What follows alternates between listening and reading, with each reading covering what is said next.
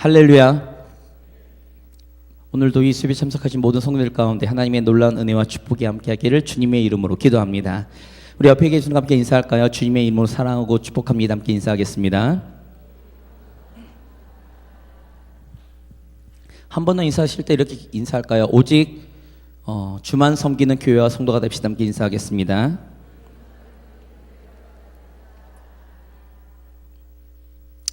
예. 피식피식 웃으시는 분들이 계셔서 제가 설교하는데 마음이 어렵습니다. 지금 괜찮나요? 제가 좀 파격적 변신을 좋아해서 사람은 행복을 추구합니다. 행복을 추구하고요, 그 행복한 삶을 꿈꾸기도 합니다. 그것을 보통 우리나라 표현으로는 장밋빛 인생이라고 그러죠. 장밋빛 인생들을 꿈꾸지 않는 사람은 아무도 없을 겁니다. 여기 앉아 계신 분들도 다 장밋빛 인생들을 꿈꾸시잖아요. 저만 그런가요?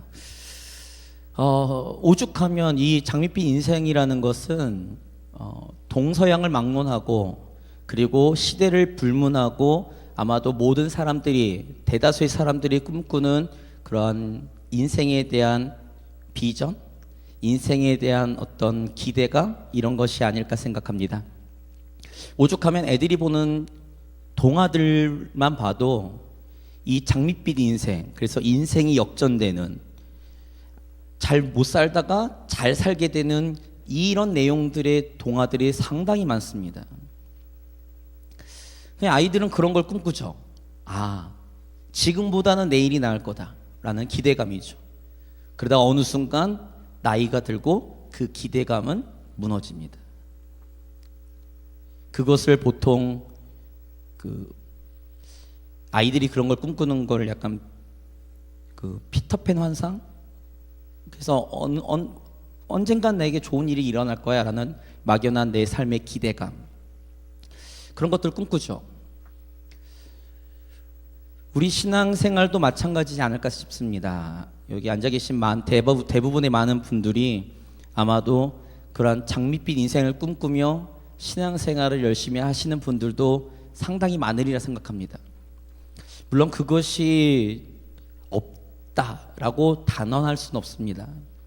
그러한 나의 삶에 편재되어 있는 수많은 문제들, 나의 때로는 육신의 고통, 또 때로는 내 삶 자체의 그러한 불행과 내 삶 자체의 절망 가운데서 무엇인가 변화될 수 있는 그러한 희망을 꿈꾸는 것이 성도에게 있어서 가장 큰 소망이겠지요. 근데 우리가 믿음 생활이라는 것이, 믿음으로 산다는 것이 그리 녹록하지는 않습니다. 믿음으로 산다는 것이 그리 쉬운 일은 아니거든요. 믿음으로 산다는 것 때문에 우리는 때로 핍박도 환난도 당합니다. 제가 예전에 읽었던 책 중에 하나가 있습니다. 설득의 심리학이라는 책인데, 이 설득의 심리학이라는 책이 제가 읽으면서 상당히 많은 도움이 됐던 것이 뭐냐면, 이 설득의 심리학은 협상 테이블을 어떻게 끌고 갈 것인가, 사람과의 관계를 어떻게 조율할 것인가에 대해서 상당히 많은 분량을 가지고 써내려간 책입니다. 혹시나 여기 계신 분들 중에 나는 좀 귀가 얇아 라고 하시는 분들은 그 책을 꼭 사서 읽어보시면 귀가 이렇게 얇아지지 않고 점점 두꺼워지시는 그런 경험들을 하실 수 있습니다.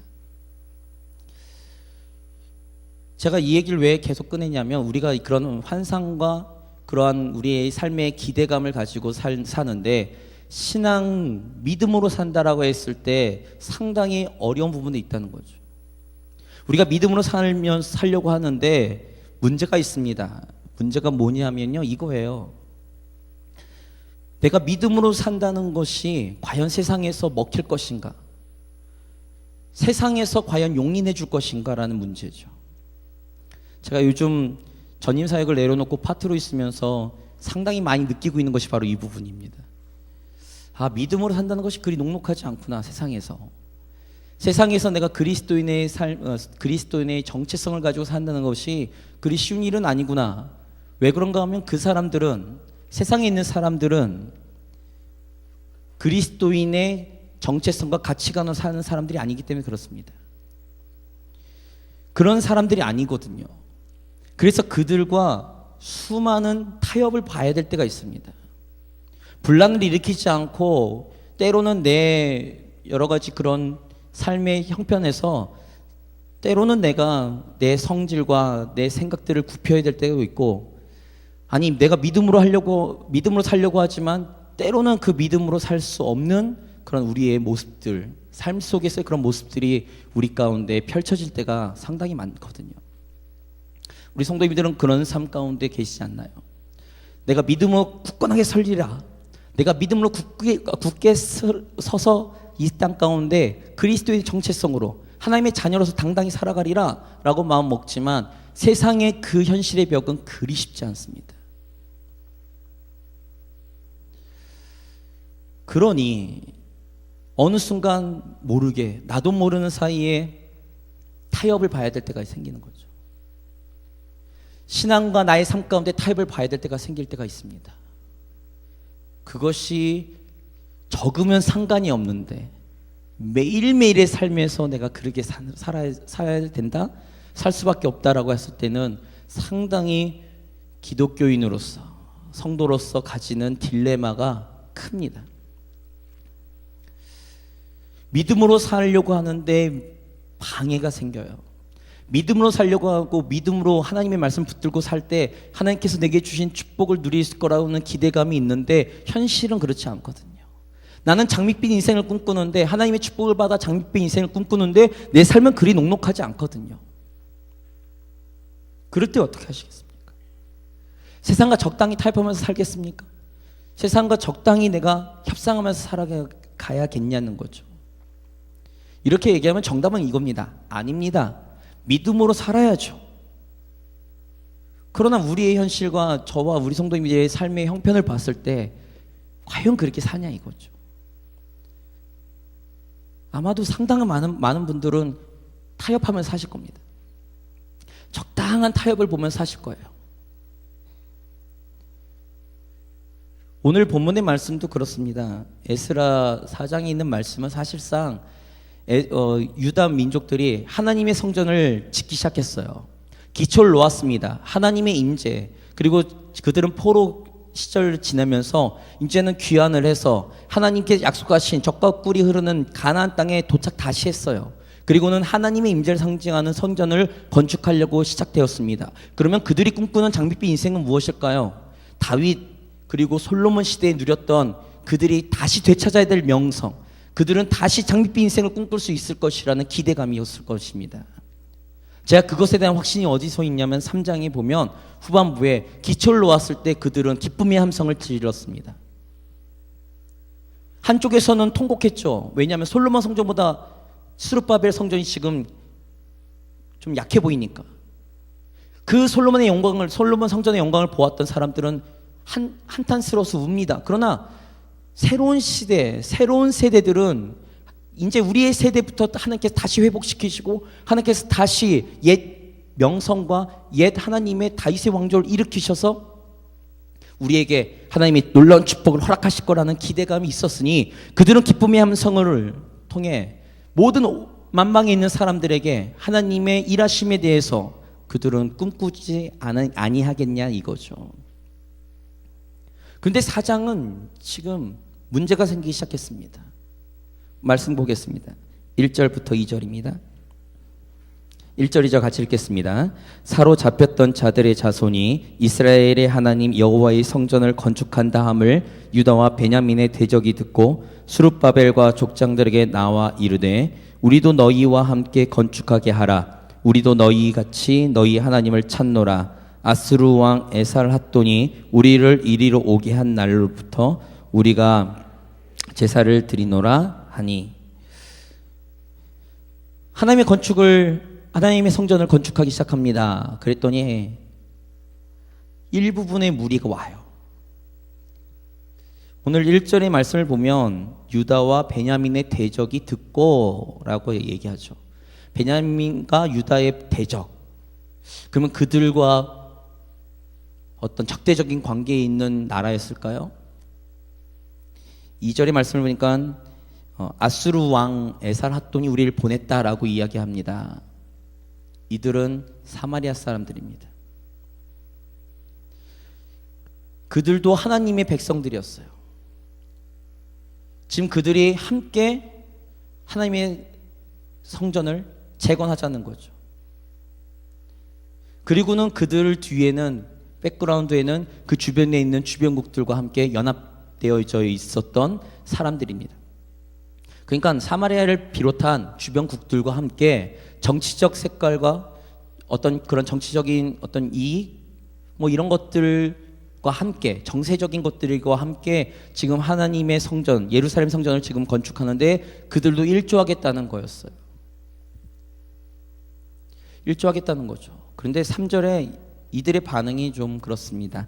3절 같이 읽겠습니다. 스룹바벨과 예수아와 기타 이스라엘 족장들이 이르되 우리 하나님의 성전을 건축하는데 너희는 우리와 상관이 없느니라. 바사왕 고레스가 우리에게 명령하신 대로 우리가 이스라엘의 하나님 여호와를 위하여 홀로 건축하리라 하였더니, 3절의 말씀을 보니까 이들은 이 스룹바벨을 비롯한 지도자들은 이들의 제안을 단번에 거절합니다. 거절하는 이유가 무엇일까요?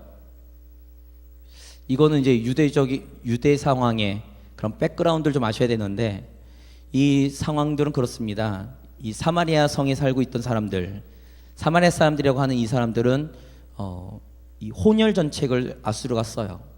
그래서 쉽게 얘기해서 피를 섞습니다. 그렇기 때문에 유다 사람들은 나중에 예수님 시대에 사마리아를 질러가면 가까운 길을 돌아서 가죠. 3절에 스룹바벨을 비롯해서 지금 족장들, 지도자들이 왜 이 사람들의 제안을 거절했는가 했을 때 그들은 신앙의 순수성을 유지하기 위해서였습니다. 왜냐하면 이들은 지금 이사야, 예레미야에서부터 예언되었던 하나님 앞에서의 신앙의 순결성을 잃어버리고 영적인 간음인 수많은 우상들을 섬기는 일을 통해서 그들은 하나님의 징계를 받았다고 생각하기 때문에 그렇습니다. 그렇기 때문에 그들은 지금 신앙의 순수성을 유지하기 위해 그들과 관계를 좀 멀리하는 거예요. 안 된다는 거죠. 우리 성도님들은 어떠세요? 우리가 신앙생활, 우리의 삶 가운데 생활을 하다 보면 우리는 신앙의 순수성을 유지하기 위해 수많은 것들을 포기해야 될 때가 생깁니다. 또한 우리의 삶 가운데 살아가면서 이런 타협들, 이런 협상들, 이것들을 우리가 받을 때가 상당히 많죠. 저는 특별히 군대에서 그런 일들을 많이 당했습니다. 제가 장교로 갔다 왔는데 이 간부들 위계 질서는 상당하거든요.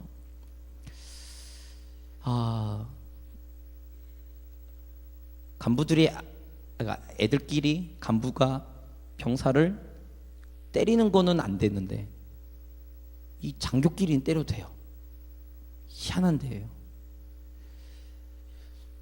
그런 위기 질서가 있는 데서 수많은 신앙을 지키기 위해서 가졌던 저의 다짐을 굴복시킬 때가 있었습니다. 우리 성도님들은 어떠세요? 우리 성도님들 삶 가운데 그런 일들이 없으신가요? 수많은 타협들이 들어올 때가 있습니다. 아니, 내 믿음의 순수성을 지키기 위해서 내가 때로는 그 타협들을 거절할 때가 있죠. 그리고 내가 좀 독불장군처럼 신앙의 순수성을, 신앙의 내 믿음을 위해서 그것들을 다 잘라낼 때가 있습니다. 그것이 잘못된 건가? 아니요, 그건 잘하신 일이에요. 정말 잘하신 일입니다. 만약에 내가 그런 결단과 함께 정말로 2015년도 우리 일신교회 표처럼 오직 주님만 섬기는 교회, 주님만 섬기는 성도, 주님만 섬기는 내 가정과 내가 되겠다라고 고백하면서 신앙의 열심을 갖고 내 삶 가운데 믿음을 지키기 위해서 내가 굳건하게 결단하는 것 굉장히 중요합니다. 근데 문제는 여기 있죠. 말씀 보겠습니다. 4절. 같이 읽겠습니다. 4절부터 6절입니다. 이로부터 그 땅 백성이 유다 백성의 손을 악하게 하여 그 건축을 방해하되 바사왕 고레스의 시대부터 바사왕 다리오가 즉위할 때까지 관리들에게 뇌물을 주어 그 계획을 막았으며 또 아하수에로가 즉위할 때에 그들이 글을 올려 유다와 예루살렘 주민을 고발하니라. 이 사람들이 지금 정치적으로 방해하기 시작합니다. 아직까지 유다는 포로 귀환은 했지만 아직 속국이에요. 아직 지배를 당하고 있거든요. 근데 그 자기네들과 함께하지 않는다는 이유로 그들은 지금 고발합니다. 왕이 바뀌었어요. 아닥사스다 왕 때로 바뀝니다. 말씀 보겠습니다. 7절의 말씀 같이 읽습니다. 아닥사스다 때에 비슬람과 미드르 다브엘과 그의 동료들이 바사왕 아닥사스다에게 글을 올렸으니 그 글은 아람 문자와 아람 방언으로 써서 진술하였더라. 아까 6절에 보니까 아하수에로 왕 때도 고발했죠. 아닥사스다 왕으로 즉위가 되었습니다. 바뀌었습니다. 그랬더니 또 고발합니다. 뭐라고 고발한가 말씀 볼까요? 말씀 보겠습니다. 12절부터입니다. 12절부터 15절까지 같이 읽겠습니다. 왕에게 아뢰나이다. 당신에게서 우리에게로 올라온 유다 사람들이 예루살렘에 이르러 이 패역하고 악한 성읍을 건축하는데 이미 그 기초를 수축하고 성곽을 건축하오니 이제 왕은 아시옵소서. 만일 이 성읍을 건축하고 그 성곽을 완공하면 저 무리가 다시는 조공과 관세와 통행세를 바치지 아니하리니 결국 왕들에게 손해가 되리이다. 우리가 이제 왕궁의 소금을 먹음으로 왕이 수치당함을 참아 보지 못하여 사람을 보내어 왕에게 아뢰오니 왕은 조상들의 사기를 살펴보시면 그 사기에서 이 성읍은 패역한 성읍이라. 예로부터 그 중에서 항상 반역하는 일을 행하여 왕들과 각 도에 손해가 된 것을 보시고 아실지라. 이 성읍이 무너짐도 이 때문이다. 말씀을 보니까요, 요약하면 이겁니다. 이 성읍은 패역한 무리들이다. 왜 그러냐면 이들은 항상 그 무역의 중심지에 있었기 때문에 부가 축적되는 곳입니다. 지금 이스라엘 땅은요. 그러다 보면 이들은 이제는 더 이상 당신들에게 조공을 바치지 않을 것이고 그러다가 힘이 생기면 반역할 거다. 그거를 역사적으로 확인해 봐라 이 얘기입니다. 역사적으로 확인해 봐라. 얘네들이 왜 망했는가? 그렇게 반항하다가 망했다 이 얘기죠. 말씀을 보면 다시 한번 보겠습니다. 말씀 보면요, 19절의 말씀부터 20절입니다. 19절 20절 같이 읽겠습니다. 명령하여 살펴보니 과연 이 성읍이 예로부터 왕들을 거역하며 그 중에서 항상 패역하고 반역하는 일을 행하였으며 옛적에는 예루살렘을 다스리는 큰 군왕들이 있어서 강 건너편 모든 땅이 그들에게 조공과 관세와 통행세를 다 바쳤도다.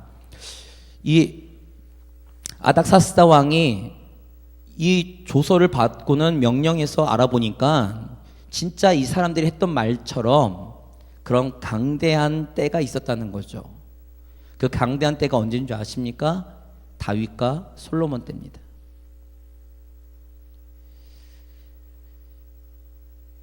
다윗과 솔로몬 때 그 이후의 역사들을 보니 진짜로 강대한 때가 있었고 오히려 그 강 건너편을 정복하면서 그들에게 조공을 받을 때가 있었던 거죠. 지금 이 사람들이 이 왕들에게 조서를 보낼 때, 고발을 할 때 팩트가 아닌 거를, 사실이 아닌 것을 이야기하는 것이 아닙니다. 사실인 것을 이야기하죠. 이것을 들은 아닥사스다 왕은 안 되겠구나, 이제 그만 멈추게 해야겠다라고 생각이 들었나 봅니다. 말씀 보겠습니다. 21절 22절 같이 읽겠습니다. 이제 너희는 명령을 전하여 그 사람들에게 공사를 그치게 하여 그 성을 건축하지 못하게 하고 내가 다시 조서 내리기를 기다리라. 너희는 삼가서 이 일에 게으르지 말라. 어찌하여 화를 더하여 왕들에게 손해가 되게 하랴 하였더라. 왕이 이제 명령하는 거죠. 유다 땅에 있는 성읍과 성전 건축하는 일을 멈추게 하라는 겁니다. 정치적으로 막혔어요. 우리 성도님들이 아셔야 될 게 있습니다. 뭐냐면 우리가 하나님의 일을 하면 고속도로가 뚫린 것처럼 장애물이 없이 잘 진행될 것이다 라고 생각하는 성도님들이 상당히 많습니다. 하나님을 믿으면 내 삶에 있는 여러 돌부리들이 있잖아요. 걸림돌들이 다 제거돼서 평안한 길을 걸을 것이다, 이런 생각들을 가지실 때가 상당히 많습니다. 근데 실상은 안 그렇거든요. 우리의 삶은 그렇지 않습니다. 오히려 아셔야 될 게 있어요. 성경에서 믿음을 지키려고 했던 사람들은 오히려 핍박이 옵니다. 오늘 말씀도 마찬가지입니다. 아니, 초대교회를 봐도 그렇습니다. 그들이 신앙과 믿음을 지키려고 했는데 그들은 오히려 핍박을 당합니다. 그들은 하나님 앞에 순수한 마음을 가지고 하나님만 섬기며 하나님 앞에서만 무릎 꿇고 주님의 이름을 찬양하며 주님의 이름만 높이겠다라고 고백하던 사람들은 사회적으로 상당히 매장을 많이 당합니다. 그건 역사적으로 증명이 되거든요. 오늘 본문도 마찬가지입니다. 신앙의 순수성을 유지하기 위해서 사마리아 사람들의 이야기를, 그 제안을 거부한 그 순간부터 유다에는 지금 어려움이 닥치기 시작합니다. 하나님의 일을 안 하기 때문에 그런가요? 믿음으로 살려고 하지 않았기 때문에 그런가요? 아니요, 오히려 믿음으로 살려고 하고 믿음의 순수성을 지키려고 하고 하나님의 일들을 감당하려고 하다 보니까 오히려 그러한 사람들에게서 그들은 어려움을 당한다는 거죠. 우리 성도님들, 우리가 우리의 삶을 살면서 이러한 갈등, 이러한 선택의 기로에 있을 때가 너무나도 많습니다. 우리가 특별히 사회생활 하시는 분은 더 그러실 거고요. 사회생활을 하다 보면 내가 믿음대로 살기 위해서 아둥바둥 노력하고는 있는데 문제는 그것조차 눈에 가시처럼 여기며 우리를 잡아먹으려고 하는 수많은 사람들의 핍박과 어려움 당해보신 적이 있으신가요? 예수님께서 이렇게 말씀하셨어요. 세상이 오히려 너희를 핍박하리라. 그러나 그 핍박은 너희를 핍박하는 것이 아니고 나를 핍박하는 것이다 라고 말씀하셨어요. 우리가 신앙의 순수성, 신앙의 열심, 믿음을 가지려고 하면 할수록 오히려 세상은 우리를 넘어뜨리려고 작정할 겁니다. 그냥 적당히 타협하면 됩니다. 우리가 신앙생활, 믿음생활, 우리의 삶의 윤택함을 위해서는요, 사실상 적당히 세상과 타협하면 됩니다. 세상과 적당히 타협하면 살면 됩니다. 때로는 좀 불의에 눈 감아줄 때도 있어야 되고요. 때로는 권력에 내가 아부할 때도 있어야 되고요. 하나님을 위한 믿음보다는 세상에서 살아가는 타협을 더 내가 소중하게 생각하면 그리 어렵지 않습니다. 우리 성도님들 어떠신가요? 어떻게 생각하세요? 우리가 이런 선택의 기로에 섰을 때 우리는 과연 무엇을 선택할 것인가? 눈앞에 보이는 수많은 그러한 걸림돌들이, 내가 단지 믿음의 순수성을 좀 포기하고 믿음에 대한 것들을 좀 내려놓으면, 적당히 타협하면 이 것들을 다 피해갈 수 있을 텐데, 이것을 고수하려고 하다 보면 이것들을 다 내가 걸려 넘어질 수밖에 없는 이런 상황 속에서 우린 과연 무엇을 선택할 것이냐는 거죠. 저는 감히 성도님들에게 믿음으로 선택하셔야 된다라고 주장하고 싶습니다. 힘든 일이지만 그러셔야 된다고 생각합니다. 왜 그런가? 왜 그럴까요? 이유는 이겁니다. 우리가 믿는 하나님은 전능하시며 신실하신 하나님이시고, 우리의 믿음 가운데 우리가 하나님 앞에 믿음으로 굳건하게 서려고 노력하면 하나님께서 우리의 불성각이 되어주시고 우리의 피난처가 되어주셔서 지금은 사막의 음침한 골짜기를 지나는 것처럼 보이지만 결국에 하나님께서는 하나님의 일들을 우리의 삶을 통해서 이루실 것이고 우리의 삶을 통해 우리의 손을 통해서 하나님께서 역사하실 것이며 우리의 삶 가운데 우리 교회 우리 성도들의 모습 가운데 하나님의 영광을 반드시 보여주실 것이기 때문에 그렇습니다. 그런데 지금은 어렵거든요. 현실은 어렵거든요. 지금 유다 백성들은 그렇습니다. 그래서 제가 다음번 한 2달 있다가 설교하겠지만 그때 5장 이제 이야기하겠지만 이 정치적인 억압과 정치적인 이 빠져나갈 수 없는 구멍 속에 유다 백성들이 다 손 놓고 있었어요. 그래서 선지자들이 일어납니다. 학계 선지자를 비롯한 선지자들이 일어나서 백성들에게 말하죠. 하나님의 신실하신 약속을 믿어라. 하나님의 신실하신 말씀을 믿어라. 하나님께서 반드시 우리의 삶 가운데 역사하실 것이다. 그래서 스룹바벨 성전을 완공합니다. 그리고 난 이후부터 이스라엘 백성들에게 하나님의 선하심과 하나님의 일하심, 하나님의 놀라운 일들이 그들의 삶 가운데 펼쳐지거든요. 우리 성도님들, 제가 핏대를 세우면서 이렇게 말씀드리는 이유는 딱 하나입니다. 우리가 믿음대로 살겠다라고 할 때는 그 이면에 믿음으로 하나님을 바라보는 믿음으로 살려고 할 때 그 이면에 보여지는 믿음의 순수성과 믿음대로 살려고 할 때의 핍박들과 어려움과 환난들, 이것들을 우리가 간과해서는 안 된다는 거죠. 그래서 제가 아까 찬송가 336장인가 그 찬양을 불렀던 이유가 그겁니다.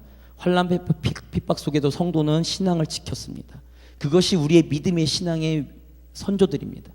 그 믿음을 굳건하게 지키고 어떤 어려움과 환난 속에서도 그들은 믿음을 지켰을 때 그들의 믿음을 통해 하나님께서 역사하셨고 하나님의 그 놀라운 일들을 그들의 삶을 통해서 하나님께서 보여주시고 나타내 주셨다는 사실을 우리는 간과해서는 안 되고, 현재 지금 우리가 믿음 때문에 어려움을 당하고 믿음 때문에 우리의 환난과 핍박이 온다 할지라도 우리가 봐야 될 것은 그 이면에 하나님께서 준비해 주신 축복과 하나님의 놀라운 일들을 바라보실 수 있는 믿음의 눈이 필요하다는 사실을 기억하시기 바랍니다.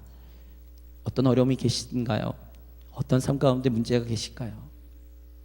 우리 하나님은 불가능한 일이 없으시고 하나님은 모든 것을 아시고, 내가 때로는 내 삶 가운데 실패처럼 보이는, 믿음의 실패처럼 보이는 일들이지만 내 중심까지 아시는 하나님께서 때로는 넘어지고 쓰러져 있는 우리 성도님들의 삶 가운데 위로하시며 하나님의 놀라운 사랑 가운데 우리 성도님들을 안아주실 것이고 다시 일어나 독수리가 날개쳐 올라가는 새 힘을 주실 줄 믿으시기 바랍니다. 그 하나님을 의지하면서 믿음으로 나갈 때에 저와 우리 성도님, 일신교회, 그리고 더 나아가서 모든 성도들의 삶을 통해 하나님의 놀라운 일들, 하나님께서 기대하시며 하나님의 나라를 확장하는 데 귀 쓰시는 모든 성도들이 될 줄 믿습니다. 오늘 잠시 우리 말씀 붙들고 기도할 때 이렇게 기도하겠습니다. 하나님, 내가 믿음으로 살려고 할 때 때로는 넘어지고 쓰러집니다. 또한 타협을 할 때도 필요하고요. 그러나 주님, 내가 믿음으로 굳건하게 서게 하시고 핍박과 환난이 온다 할지라도 내가 믿음을 지키기 위해, 믿음으로 서기 위해 노력할 때마다 어려움이 올 때 선하신 목자 되신 주님께서 나를 안아주시고 나를 붙잡아 달라고, 내 안에 내주하시는 성령께서 위로하시며 다시 한번 새 힘을 허락해 달라고, 지금의 이 문제들을 믿음으로 버티며 믿음으로 나아갈 때 하나님의 놀라운 일들을 준비하신 여호와 일의 하나님의 놀라운 일들을 보여달라고, 잠시 우리 주님의 이름 한번 부르고 말씀 붙잡고 우리 기도하며 나가겠습니다.